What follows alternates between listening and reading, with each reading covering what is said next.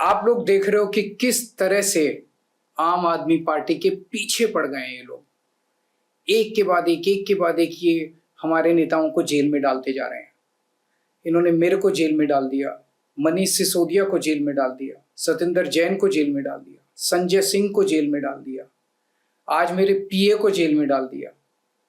अब ये कह रहे हैं राघव चड्ढा अभी लंदन से लौटे हैं, कह रहे हैं राघव चड्ढा को भी जेल में डालेंगे। थोड़े दिन में कह रहे हैं सौरभ भारद्वाज को भी जेल में डालेंगे, आतिशी को भी जेल में डालेंगे। मैं ये सोच रहा था कि ये हम सब लोगों को जेल में क्यों डालना चाहते हैं, हमारा कसूर क्या है। तो सुना आपने, आम आदमी पार्टी के मुखिया और दिल्ली के मुख्यमंत्री अरविंद केजरीवाल कह रहे हैं कि मोदी सरकार ने हमें जेल में डाला।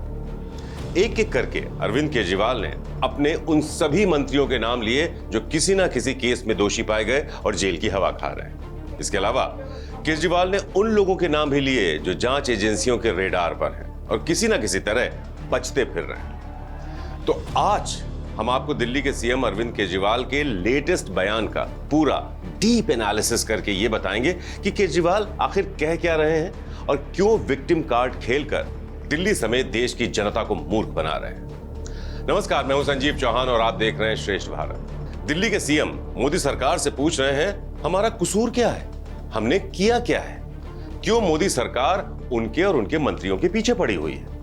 हमेशा की तरह विक्टिम कार्ड खेलने वाले अरविंद केजरीवाल बड़ी मासूमियत के साथ मोदी सरकार और देश की जनता से यह कह रहे हैं कि हमने स्कूलों को बेहतर बनाया, दिल्ली में शिक्षा व्यवस्था को बेहतर बनाया। क्या यही हमारा कसूर है? सुनिए। हमारा कसूर यह है कि हमने दिल्ली के अंदर गरीब बच्चों के लिए अच्छी शिक्षा का इंतजाम किया, सरकारी स्कूल शानदार बनाए। ये नहीं बना सकते, इसलिए ये सरकारी स्कूल दिल्ली के रोकना चाहते हैं। हमारा कसूर यह है कि हमने दिल्ली के अंदर मोहल्ला क्लिनिक बनाए, सरकारी अस्पताल बनाए, लोगों के लिए फ्री दवाई का इंतजाम किया, अच्छे इलाज का इंतजाम किया। ये नहीं कर पा रहे, इसीलिए दिल्ली के अस्पतालों को और मोहल्ला क्लिनिक को और इलाज को रोकना चाहते हैं। तो केजरीवाल कह रहे हैं हमने दिल्ली में वो करिश्मा करके दिखाया है जो बीजेपी वाले कभी नहीं कर सकते थे। हमने गरीबों को मुफ्त शिक्षा दी है, मुफ्त इलाज दिया है, लेकिन बीजेपी सरकार हमें ये सब करने से रोकना चाहती है। वैसे कमाल की बात है, बेल पर जेल से बाहर आए केजरीवाल हमेशा सुधार की ही बात करते हैं, लेकिन कभी नए डेवलपमेंट के बारे में क्यों नहीं बताते? क्यों नहीं ये बताते कि हमने ये बनाया है, हमने वो बनाया है? अपने 10 साल के कार्यकाल में सिर्फ सुधार करते आए अरविंद केजरीवाल आज तक शीला दीक्षित सरकार के चलाए प्रोजेक्ट्स को पूरा करने के अलावा कर क्या रहे हैं? क्या किया है उनकी सरकार ने? हमारे कान तरस गए ये सुनने को जब केजरीवाल ये कहेंगे हमने नया स्कूल, कॉलेज या अस्पताल बनवाया है। आगे सुनिए। हमारा कसूर यह है कि पहले दिल्ली में 10-10 घंटे बिजली के पावर कट लगते थे, हमने 24 घंटे बिजली कर दी। ये उस बिजली को रोकना चाहते हैं। हमारा कसूर यह है कि हमने दिल्ली वालों की बिजली फ्री कर दी। ये फ्री बिजली बंद करना चाहते हैं। इन लोगों के बस की बात नहीं है फ्री बिजली करना। ये हमारा कसूर है। ये भी ठीक है, पिछले 10 साल से मुफ्त की राजनीति करने वाले अरविंद केजरीवाल फ्री बिजली, फ्री पानी से आगे बढ़ ही नहीं पाए। मुफ्त की रेवड़ियां बांटने वाले कह रहे हैं कि मोदी जी फ्री बिजली पानी देकर तो दिखाएं, उनके बस का ही नहीं है।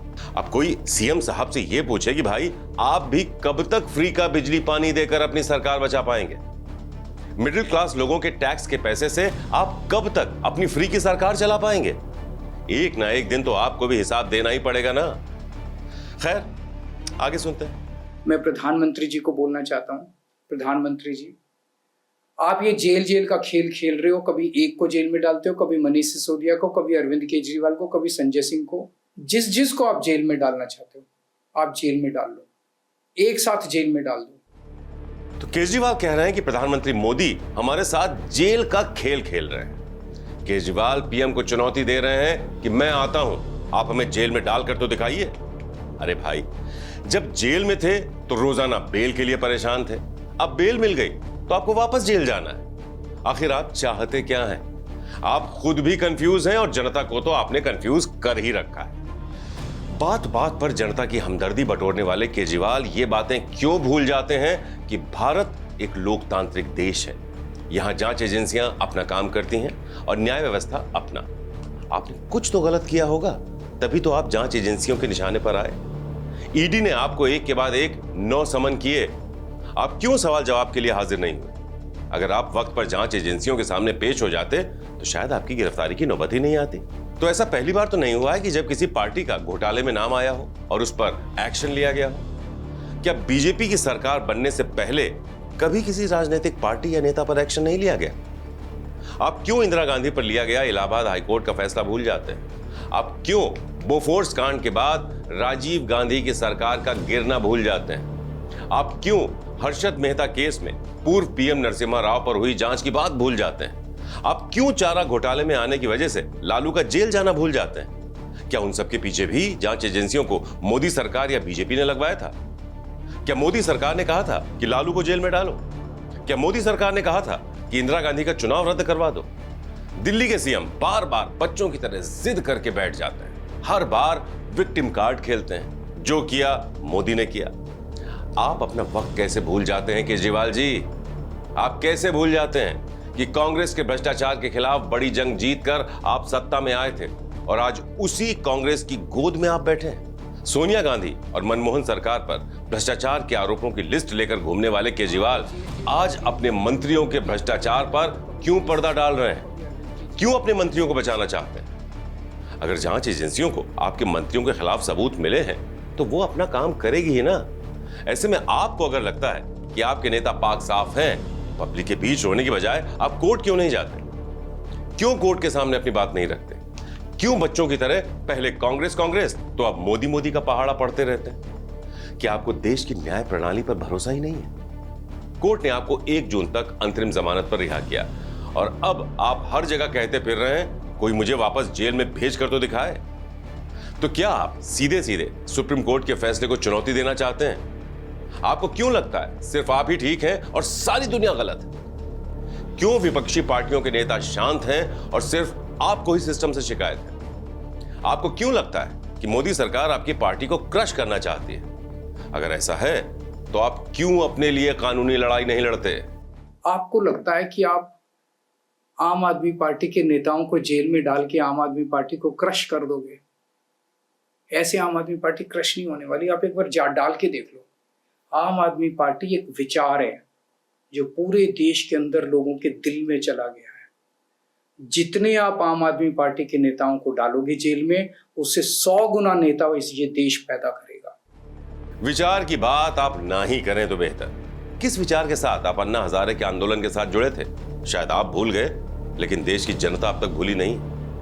लोकपाल बिल लाने के लिए आपने अन्ना हजारे को अपना गुरु बनाया और उनके साथ धरने पर बैठे। देश आपको एक नायक की तरह देख रहा था और आपने खलनायक बनकर सत्ता के लालच में अपने ही गुरु को अकेला छोड़ दिया।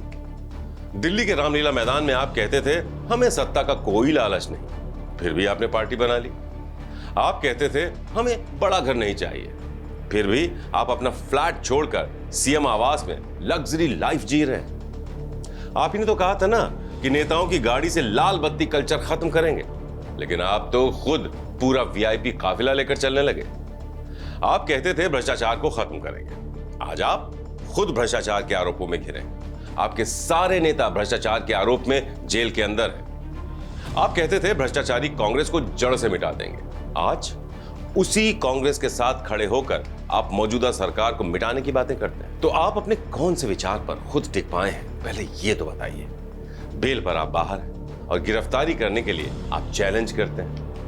इससे क्या जाहिर करना चाहते हैं आप? क्यों दिल्ली की जनता के भरोसे से खिलवाड़ कर रहे हैं आप? क्यों बार बार विक्टिम कार्ड खेलकर जनता को कंफ्यूज कर रहे हैं आप? जो मामला चल रहा है पहले उसको तो निपटाइए। जेल भरो आंदोलन तो चलता ही रहेगा।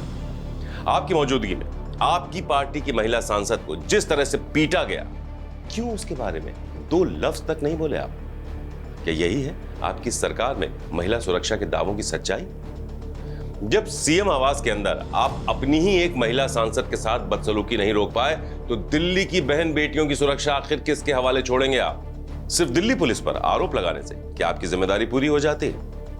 क्यों अभी तक एक भी शब्द आपने अपनी महिला सांसद के साथ हुए दुर्व्यवहार के बारे में बोला नहीं? आपको दुख है कि आपके पीए को जेल भेजा गया, इसके लिए भी आपने मोदी सरकार को जिम्मेदार बता दिया। अगर सभी चीजों के लिए दूसरे लोग ही जिम्मेदार हैं, तो आप क्यों इतने जिम्मेदार पद पर बैठे हैं? क्यों नहीं इस्तीफा दे देते आप?